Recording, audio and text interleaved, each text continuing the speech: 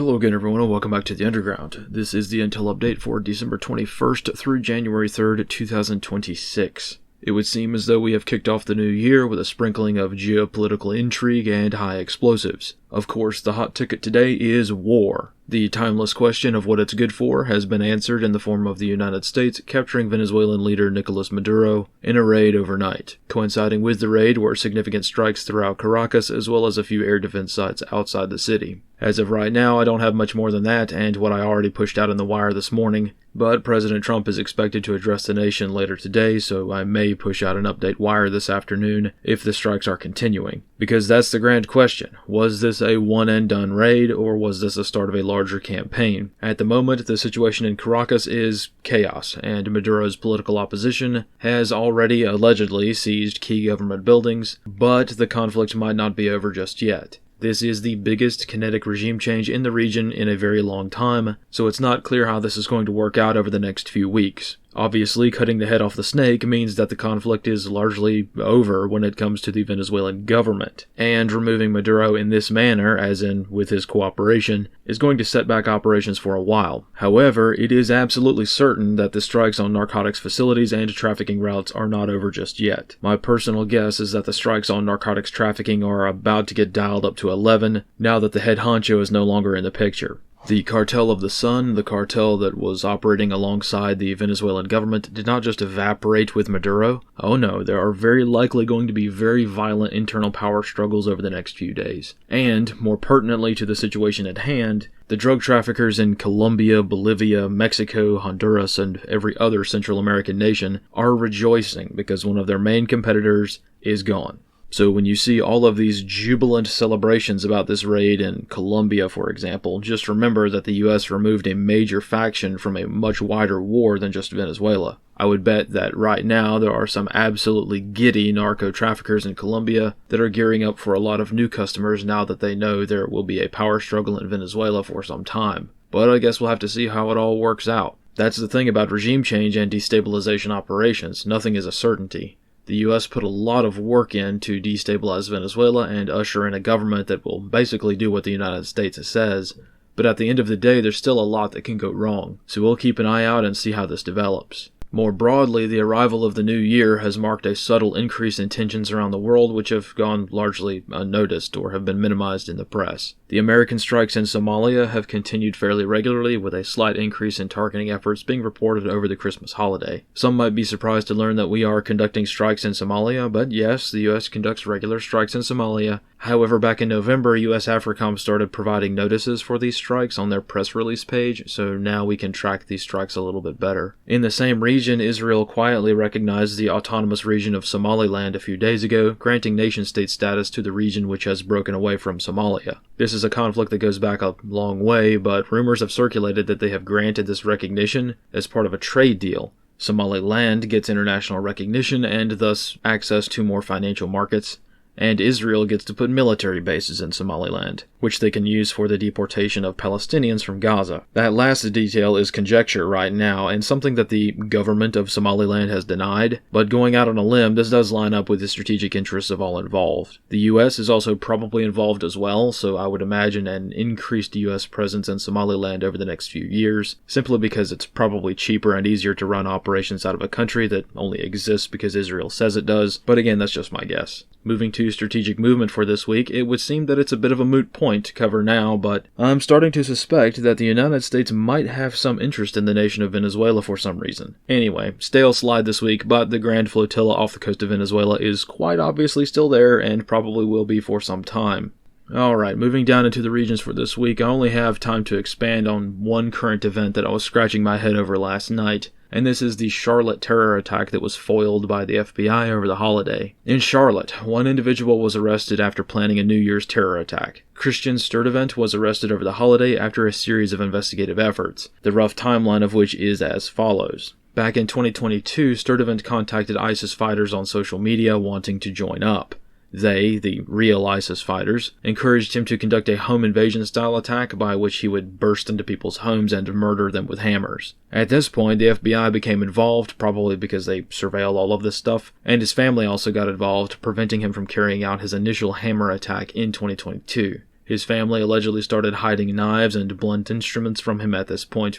Cut to last month when Sturtevant returned to social media, this time making the regular jihadi-style threats that are common these days. He also directly tried to reach out to ISIS again, but this time he landed in the inbox of an FBI agent, because of course he did. From here, the FBI got him to confess everything as he thought he was joining ISIS. At this point, the FBI realized they're probably not dealing with somebody who's altogether there, so they tried to get him committed to a mental institution, but a local judge would not sign the order to have him involuntarily committed. Once this request was denied, the FBI moved forward with the criminal case, raided his house, and arrested him. However, the timeline is important to note. According to the Department of Justice, this is their own testimony. The hearing with the magistrate judge took place days before his arrest, and Sturtevant made an appearance in person, so this wasn't a secret hearing. The FBI also states that he was arrested several days after this hearing with the magistrate judge. So this means that Sturtevant had a couple of days where he knew the FBI was onto him. Considering this timeline, it sounds like the FBI left a wannabe jihadi terrorist at home with his weapons and the knowledge that his plans had been discovered and his arrest was imminent. In the couple of days that it took the FBI to get a warrant to make an arrest, any actual terrorist operating with some level of cognizance would have carried out the attack, as the FBI gave him free rein and ample opportunity to do so. Now, I have not seen any confirmation of this, but it would make sense that the FBI probably had him under more direct and active surveillance during this period of time. However, this is still a risky move that was entirely preventable. They did not need to put him under surveillance. The FBI has a history of arresting people and holding them indefinitely without charge for much, much less. So just remember that the very moment that magistrate judge slammed their gavel and told the FBI no, the FBI could have walked out of that courtroom, slapped cuffs on him right then and there, and prevented him from getting away. They could have done that, and they have done that in countless other cases throughout history, right? But in this case, they did not. They let him go home. They let him be under surveillance, I guess, maybe. The FBI is just going to say that he was under surveillance, and he may or may not have been. There's no way to actually confirm that. We're just going to have to take their word for it. So this case really started grinding my gears because the DOJ is trying to spin this to put the spotlight on yet another low-level judge letting violent criminals out of jail, which is certainly a big problem that is crippling the nation at this point. However, the spotlight casts a wide beam that also includes the FBI themselves, because in trying to dunk on a judge, which is fairly easy to do, they still admitted that the FBI dropped the ball on a clear and present terrorist threat. That's their own testimony. Now, this wouldn't be worth harping on so much ordinarily. However, right now, the federal DOJ needs any win they can get. They need any kind of PR victory. So this specific case is being paraded around Washington, and the usual individuals have been running the media circuit. So this is going to be in the press for quite a while because they need some good news on their front. Additional details of the attack were also kind of interesting. The suspect originally planned to obtain a firearm for the attack. This is one of the reasons why the suspect reached out to what he thought were ISIS fighters in the beginning, because he wanted to get some firearms to conduct a more kinetic attack. However, the DOJ statement on the raid that was conducted at his house made no mention of a firearm being found, so he wasn't able to get one.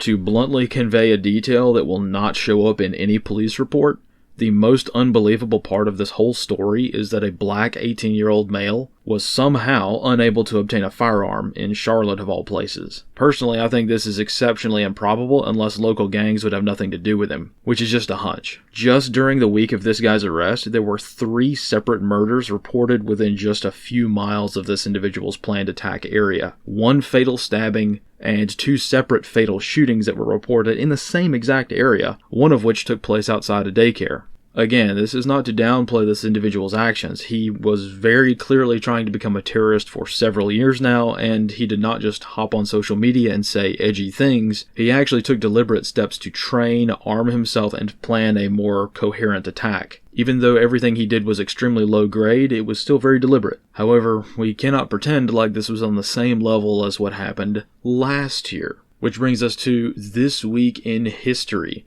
Now that I have been using the Obsidian platform for a year, it's now a lot easier for me to introduce a new slide, which I'm calling This Week in History. I'm going to try to cover some of the more substantial events that happened, and we really did not get any closure on. I think it's very helpful to actually complete the circling back, right? And remind ourselves of some of the past events that may be pertinent to current events, because a lot of things have slipped down the memory hole over just the past year, as is becoming quite common these days. This week in 2025, we were covering 2 terrorist attacks that were vastly more significant than the ones busted during this New Year holiday. First up, we had the very strange and mysterious Cybertruck bombing incident that took place at the Trump International Hotel in Vegas. The suspect in that case was identified as Matthew Livelsberger, and we got almost zero closure on this case. After about 2 weeks, the incident disappeared from the headlines, and after things calmed down, the Department of Defense actually classified the manifesto that circulated after the attack, which effectively shut down any of the claims made in it. Personally, I have no idea what this case was all about or what happened here. There are too many loose ends and too many variables to really understand what went on here. The public knows maybe 5% of the story, and when we're making assessments based off of that little information, we get really wide analytical theories that are all equally plausible. More information means a narrowing of these analytical theories, and we just didn't get that with this case.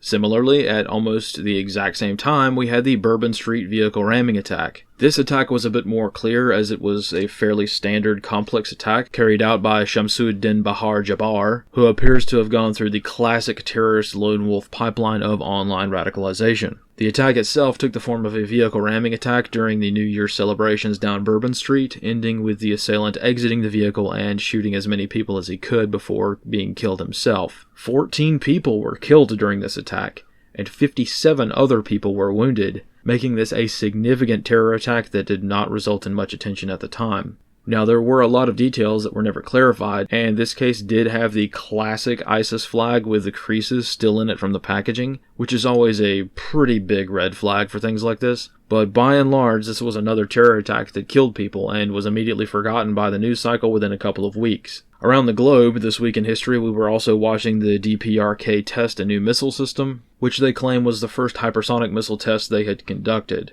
The jury is still out on that one. It's debatable as to whether or not it was a true hypersonic test, because all ballistic missiles are hypersonic technically. What really matters is the maneuverability at new stages of the missile's flight. And North Korea being North Korea, this is not exactly a certainty.